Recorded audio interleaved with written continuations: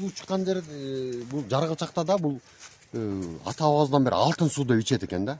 Ушуну элибиз деген эми дарчылык касиети бар таптаза суудан чыгарып бер деп атышат да, мына мүрөк сууга кошумча мындай. Ошол сууну ичкенде эле мындай организмди тазалап турганчы. Ошондой сууда ушуну элге чыгарып берели деп бир аракет кылалы деп мына келдик да.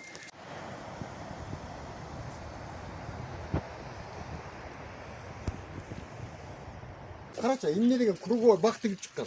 Бир эле киши ушуну бар, аял экөөч. Январь 11 январь кечки 6. кечки саат 6 2026 жыл мына ушуну элибизге ичкенге чыгарып бергенге суроо талапка байланыштуу мына ушул сууларды ушинтип алдык азырчы. Анын составын текшерип кыргыз элибизге ичкенге алып атабыз да буяктан. Ичкенге суу чыгарып беребиз. Булак бул Жаргылчактагы булакта. Жөн эле мындай суу катары ичкидей кылышыбыз керек болот элгечи.